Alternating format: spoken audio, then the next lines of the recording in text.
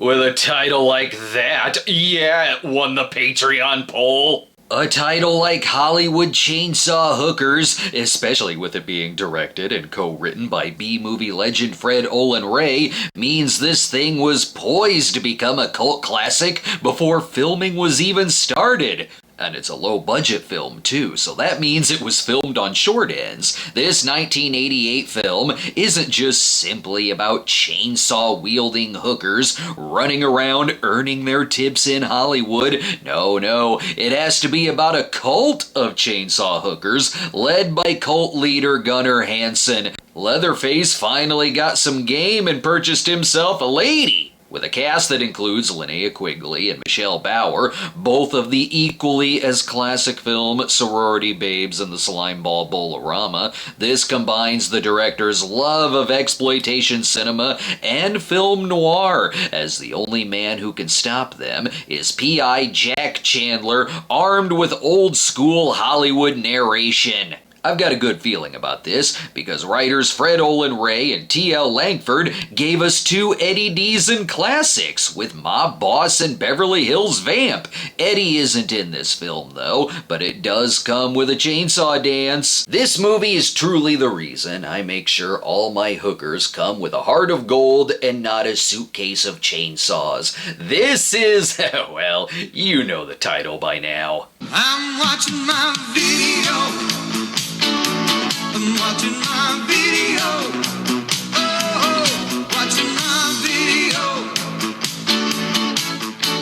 Sure looks good to me. The movie may seem like a barrel of laughs, but this is serious business that comes with a warning. That's right, chainsaws are real and dangerous and should only be handled by professional hookers. Be very careful in case you want to use them for sex. You might get some kind of bacterial infection or a severed limb. It's even starting out all artsy. So tell us exactly what happened. Well, we went over to my room.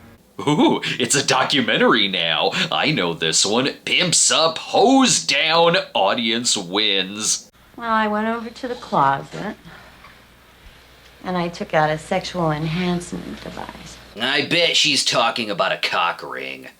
Then what did you do? I'll show you. Well, so much for that poor director finishing his documentary. As great as the title is, believe it or not, they had some problems with it. It was originally called Chainsaw Hookers, till the movie's funders, LA Video, wanted Hollywood in the name. Then for the UK release, the word chainsaw was banned, so it was just called Hollywood Hookers with a chainsaw in the middle. This one is gonna be a thinker. It's shot by Scott Ressler. He worked on Mulholland Drive and Inland Empire.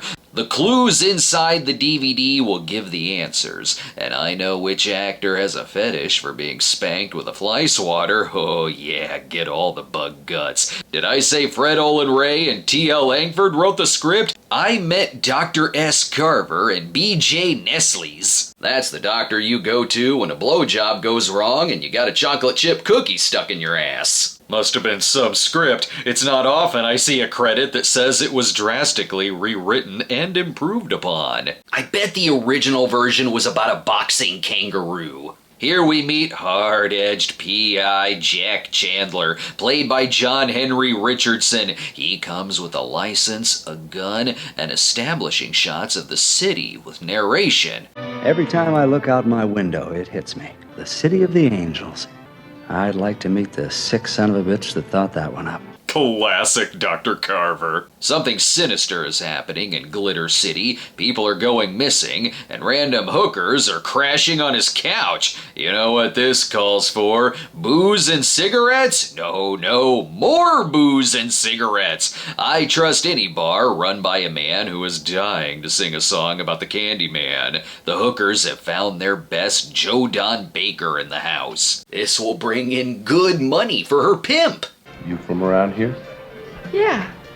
Where are you from? Seattle. Just down here for a few weeks on a job. Orson Welles is this close to a sweet new pink Cadillac. What do you say we go back to my place, lover? If you want me to bring the Gunnar Hansen insert shots, that'll cost you extra. Just get to the part where she's named after a car. Mercedes, huh? Man, I bet you it's expensive as a fucking Mercedes-Benz. Not quite, lover boy. I have used car prices. That settles it. Let's go right to the finest room at Motel. This is your place? What were you expecting? This reminds me, I'm supposed to be at my Elvis impersonator show tonight. Oops, he doesn't have to do anything and he gets her all hot. You construction workers. Really turned me on. I think she's just telling him that so he'll pay her. Scam! Are they actually gonna play some Elvis music? He really sends me! Elvis would have loved Hollywood Chainsaw Hookers. No way he would have shot a television if this was playing. That's what the critics did. There's a little American Psycho influence in here too, in that she's talking about music while decking the place out in plastic, and this dude is like, this seems legit, at least she practices safe sex. Then we'll know she's put a glove on the chainsaw. Oh no!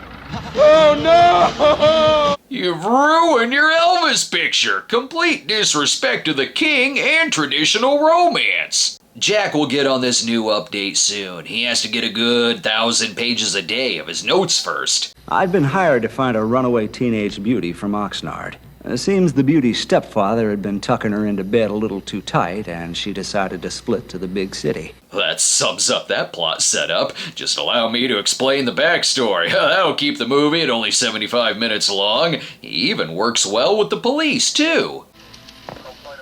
Chandler.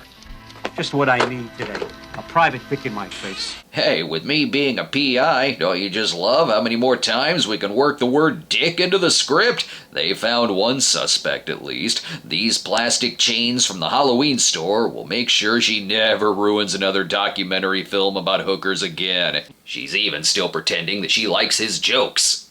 What's the matter? Chainsaw got your tongue? You guys are kind of cute. Oh my god, she likes me! This is already a heavy case. They found a severed head from the John Doe murders and Jack's tangents. No matter how hard I tried, I couldn't shake that girl Lori off my mind. I'm on my way to find the world's sharpest Q-tip to stick in my ear. He himself has his own lady of the night. It's okay, though. He meets her at the hottest hotel in the city. Even Mark Twain brought his hookers here. His girl is in bed naked the whole scene, so I can really only show you his unfortunate shorts in the same shot that will hopefully make you shut the movie off and find Christ. Across town, however, it'll get far bloodier as Jack Klugman has the place to himself with Felix gone. Come on inside, baby. You see my album collection over there? That's right, nothing but Conway Twitty. This dude looks like the type of man who would drive around with suspicious radioactive items in his trunk, because that's what he did in Repo Man. This scene was actually shot in Fred Olen Ray's apartment, and when the chainsaw part was shot, they were still in the other room working on the script. Let's go ahead and take a break. Not that I really need one. The more nudity that's in the film, the less footage that I have to work with. This is a fairly easy episode to make. Special thanks to our voters for picking this one. Join us now on Patreon, where you can vote on episodes and join our awesome community. Plus, you can now see installments of our upcoming mega episode on 1964 in film. Subscribe today at patreon.com/The Cinema Snob. We're back. Is Gunnar Hansen pleased with his chainsaw hookers? Yes, he is. That's a face that's very satisfied with the brand of barbecue sauce being used. How on earth are they going to explain all these chainsaw murders? Detective Harrison of the Metro Division made a statement this afternoon attributing the most recent death to an accident. The guy was just cleaning his chainsaw when it went off.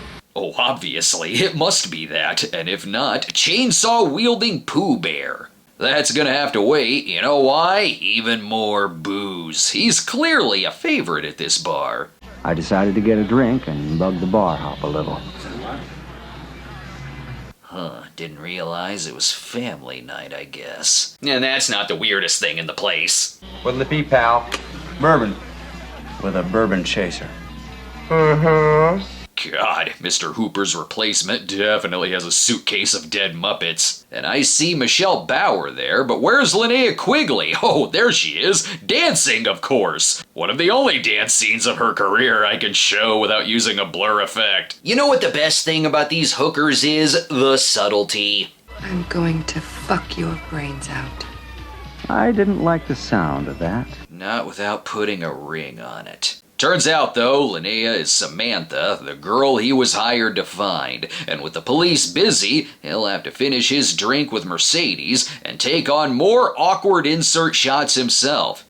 Well, I like to participate more than spectate. I'll stand here until at least one person notices me. Are you all blind? He's the main character, though, so when he's poisoned, he'll wake up just fine, with his narration intact. If my head wasn't hurting so much, I'd have sworn I was in heaven. Heaven for guys who like big tits. My favorite line from the Maltese Falcon. It's his sexy job that makes them want to keep him alive. You're a detective. Private eye. That must be very exciting. I may fall asleep in 10 minutes instead of 5. Anyway, we're glad you're comfortable in my grandmother's guest room. Wolfman Jack Rhys Davies makes sure his guests are always comfortable. Gunnar Hansen plays a character called the Stranger, and we finally get to see him interact with other characters. Well, I'm sure lucky you showed up when you did. Don't be so sure. It's weird seeing Gunnar play a character that talks. In this movie, the Saw isn't just family, it's God. But I will admit that the sight of that chainsaw on the nightstand has my curiosity piqued. It's a very important part of our religion. Damn Southern Baptists. You see, the hookers are his minions, and God loves a gaggle of prostitutes who offer human sacrifice. What is this, some ancient chainsaw worshipping cult? Actually, that's just what it is. What do? Pray to Black and Decker? No, Montgomery Ward's. Where do you think I also got this nice suit jacket? According to him, the chainsaw purifies the flesh, where they'll invite him to see the temple himself, once they put to good use the paddle art on the wall to give him a good spanking. Clearly bought at the same store as the penis decoration from Death Spa. What will get him out of this mess? More puns! Is this absolutely necessary? I mean, don't they have hors d'oeuvres back at the temple? Well, okay, that was a good one. We'll let you live for a little longer. Also, no joke, the chainsaw ran out of gas and they have to go to the store. Samantha is one of the nice ones, though. She's in her own investigation plot, as she wants to get revenge on the cult for killing her friend. You've been letting this go on a little too long, baby. Have you tried just shooting them and returning home? I can't go with you. They're taking me to the temple tonight to be the prime sacrifice. I'm confused. Do you feel that's a good thing? But for his plan to work, he has to get her out of there with him. And to do that, headbutt her. And I mean, he accidentally gave her a real headbutt. But the actors played it off. I really like the actors here. They are all in on giving old Hollywood performances in a movie called Hollywood Chainsaw Hookers. I just found out your chainsaw killer's not working alone. No, there's a whole pack of them, and they're being led by some crazed chainsaw-worshipping priest. I would love a weekly procedural reboot series starring Bruce Campbell. Come for the chainsaws, stay for the romance, and more puns! Yeah, well, I'm sorry I had to cold cock you like that. Oh, well, that's okay. Do I headbutt her again? And doesn't Jack have a girlfriend? Private dick, huh? I should have known better. There's no such thing in Hollywood. Who was that? That was a character we all forgot about, sweetheart. Jack has a way of letting the audience know how he feels about a character. The kid talked like a frosted flake. But she had the nicest set of knockers that I'd seen in a long time. Every scene has had tits in it so far. The cult is making it easy for him. Where's the cult at? I'll just follow the sign and the leftover blood feast props, and that'll take you right to the temple. There's more than one sign, too, in case you get lost in the director's apartment's basement. Joking aside, there actually are some familiar locations from other movies. The temple set is left over from House 2, the second story. The tomb was Grace Jones's tomb from Vamp. And the hat? I have no proof of this, but I'd like to think it's Reagan's Indiana Jones hat. Let's take a break. The temple has a waiting room and will be here a while. It's my first convention in Connecticut, so come see us at Connecticon July 17th through the 20th and use the promo code Nostalgia10 to get 10% off a single day ticket. Find out more info at Connecticon.org. We're back. Have the ladies figured out that Samantha is a traitor? Samantha, how you disappointed the master. Fuck off, slut. This movie is clearly the classier Manos the Hands of Fate. In order to control her mind, they inject her with the most powerful lemon schnapps in the break room. And then Gunnar Kubrick will ask if he should keep the slick overcoat or the new velvet cape. Go with the cape, of course. It's the only way he'll accidentally bring about the ghoulies again. This cult has everything. Fruit punch, Van Halen groupies, fire eaters. Whoa, careful there. You almost spilled the blood of your gods. If it feels like there's some padding going on here, there is. The Virgin Dance of the Double Chainsaws was added to fill time because they ran out of budget. Though, why wouldn't this movie have a Virgin Dance of the Double Chainsaws? Actually, it is a little weird. That character ain't a virgin. And this stalling gives the police enough time to save the day, especially since they picked up Deputy Brian Dennehy. How do you sum up a movie like this? I guess I'll say that if you rent a movie with this title, it gives you what you ask for and more. It gives you the tongue-in-cheek humor, the camp. It's in Hollywood. There's chainsaws. There's hookers. But it gives you an added bonus in making it feel like a detective novel that would have been banned in the 30s. Also, yes, I am giving my thoughts on the film in this moment because like an Amazon cannibal movie, there's precious few frames that I can show here. I wish this would get a sequel, which Fred Olen Ray gets asked a lot about, but basically said that someone else would have to cover it because the movie didn't make that much money for him. It even ends promising a movie that never got made. Make that film. At the end of the day, though, he made an 80s cult classic, and Jack lives happily ever after with Samantha living as his couch hooker. Truly, this will end with an inspiring message. But she's a nice kid, so maybe I'll let her stay around a while.